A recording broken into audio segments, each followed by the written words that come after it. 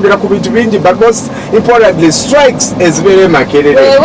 But before we go there, you people have a popular thing. Where's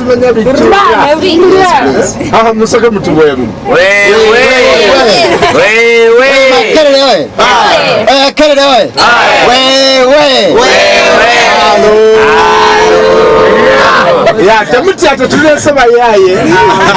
they are lad students. Every institution slogan. What does we mean?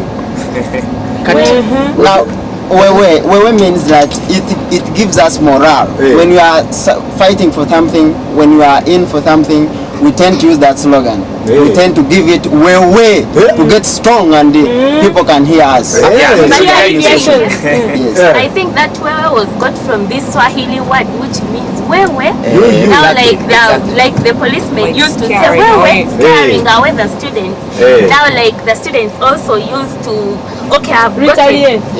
Now they use it to intimidate them. To intimidate the police.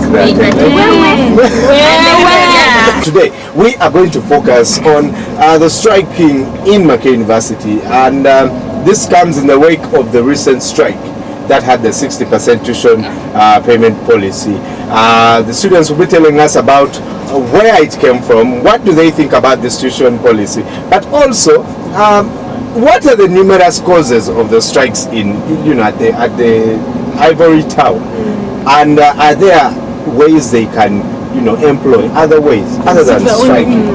And of course we'll be looking at why they choose to take the strike out of the university boundaries.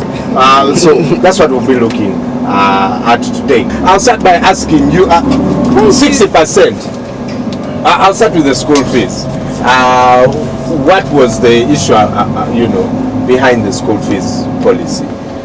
Before I used to pay any amount, then I could do my tests. But now the chancellor is we have to first pay 60% before we do that test. It's not, first of it all, our economy is not doing well, and our parents also, things are not easy for them. What course are you doing? I'm doing psychology. Psychology. How much do you pay, Sense? 1 point something. Okay. So you needed to pay 60% of that money? Yeah. Before your first test?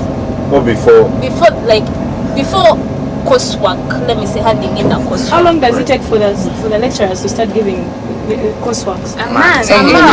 So within a month you should have paid 60%. And it's not that some of us are many. It's not that our parents utilize that thing. God said you give birth to it.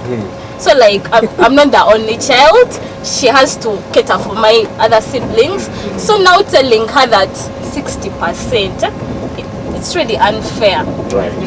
Yes. Actually, Brian, these students, Makerere, the students don't know exactly what it means by 60%. The fact is this: when this policy came, do you have to talk about the history of the policy? I feel okay. It came in 2005. It was passed then.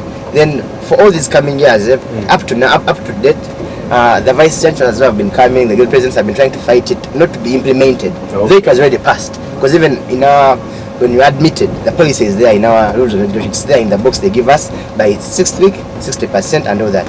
So it was a policy in waiting. Actually, it was a policy in waiting. Right. Dumba comes and there's politics inside there, and he's determined to implement it. You get so. Actually, it's not just 60%. It means that when you pay, if you're doing 6 course units, let me guess, and you want to do all the papers, all of them. So by the 6th week, you have to pay 100%.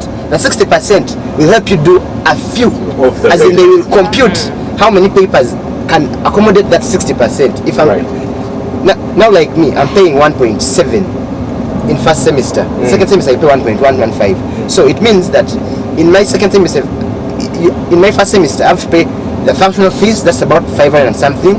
Then on my tuition, which is 1.1, I pay 60% of that of the 1.1 to be able to do 3 course units. What are some of the reasons that you people just strike? Yeah, I want to first bring this thing clear. Before we started, I've been a GRC, but before we started our house here, we talked with Mr. Dumba. Mr. Dumba came in our session. We decided that if the 60% must work, no, it shouldn't work, but if it must work, let it reduce. But to our worry, we found out that this man has insisted to put it on, and it should work, and it must work, the 60%. Yet, we are supposed now to put flashback to our villages. People don't have money. Parents don't have money. We know there are some individuals there who raise school fees from their small investments. Like someone has a cow, is getting some milk, selling milk, but you want him to pay the 60%. He sells the cow. Now, where will he get the money for the second semester? What other reasons do you have for striking? Leave the 60% out of this. We have government-sponsored students and State House-sponsored students. For the State House-sponsored students, they have never paid for the last 4 years. Now, when you look into this critically, State House-sponsored students, these are the ones paid by State House. His Excellency Yoweri Kaguta Museveni. Parliament passes money to the State House, and they don't know where money disappears in Okello House. I mean, no, yes. But now these people also need us to pay 60% so that we can compensate for the State House sponsored students, and of which that one puts our anger high. So we end up busting and striking. May I don't fall in love with chest thumping, that's striking. We believe there are other methods that we have employed to solve the problems. But if it goes that worse, and Dumba fails to engage government, State House to pay their areas, again they force us to squeeze us in these financial constraints that we are facing by our parents. Of course, there we shall blast into chest thumping, and there we shall collide with police. That's where we shall come out of university. Yes, yes. Okay, the other reason why people strike, like at my faculty, you can come and join, like you come to campus. Which faculty? Psychology. So some lecturers don't attend lectures. So people start striking, like start making noise around class. These guys don't come. They start complaining that they don't pay them. I hear.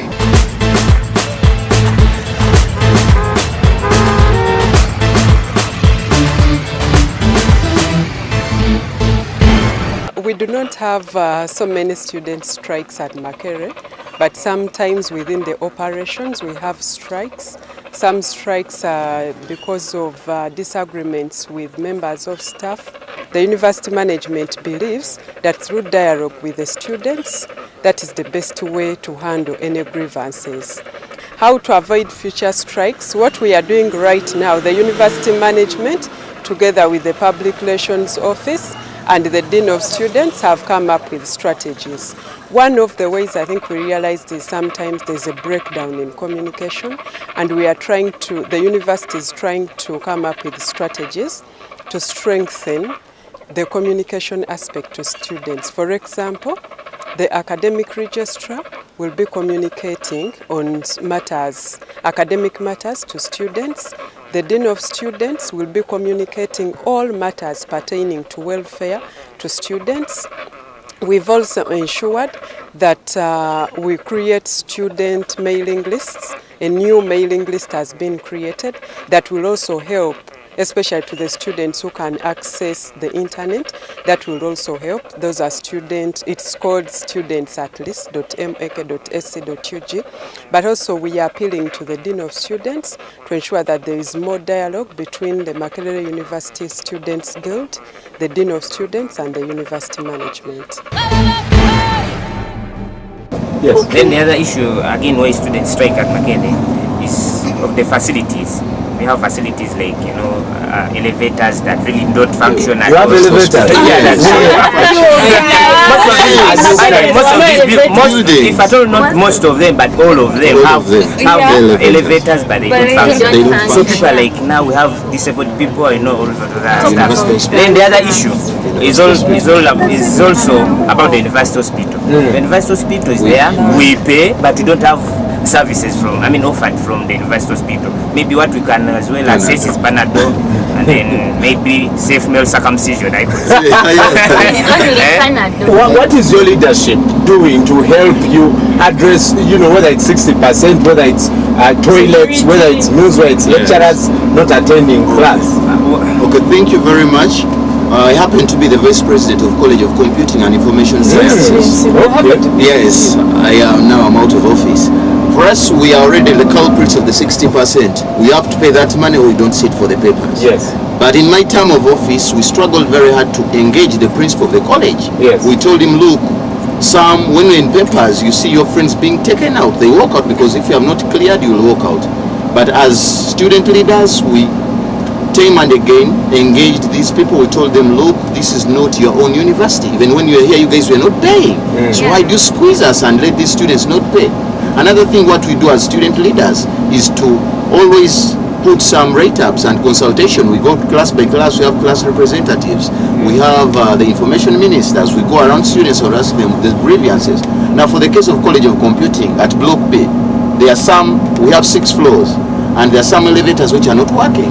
We engaged principal, that is Ikoja right now, he was appointed as a VC of some university. We told Ikoja, look, we have disabled students. Yes. How can you do this? We squeezed him. And another thing which attracted us most was about I'm an evening student. When we come, power goes, power checks, then you stop there with lectures, and yet we pay the same money with the students. Yes. What we did is that, can you buy a generator? Because at College of Computing, no one pays below $1 million, the tuition. All of us, we pay 1.3, 1.3. Regardless of whether you're a day student or no evening. Right. So we had to squeeze this guy. We told him, the management, if you are not bringing here a generator, we are not going to start there. We shall break all these glasses. So until they brought the generator, for me, I still credit our regime because we squeezed them, and right about now the generator is there. 30 seconds. Yes. Okay. Sure, I want the entire university and the administration to believe that students' leaders are just representatives of the students. They shouldn't be part of the administration, and they shouldn't force students to do what they don't feel like doing. We are students' representatives, not leaders. May I say, if we come out to strike, we are striking on behalf of the students. There's no need of imprisoning students for no good reason. Surely we need to fight as students, not as administrators. Right. We students leaders. You are students. We are students. Yes. I think our leaders should practice what they preach. Because during the lectures, like in policy analysis, if you're doing policy analysis, if you're to bring a new policy, you have to involve the masses, because they live the problems, they live at the base. So you can't just implement the policies without them. They're the best people to. So these are the things they teach us in class. So if they go against that, why do we have to strike? Right. So they should change their syllabus, teach what they want us to do. But if they tell us you have to involve the masses, so if they don't involve us, we'll come out and strike.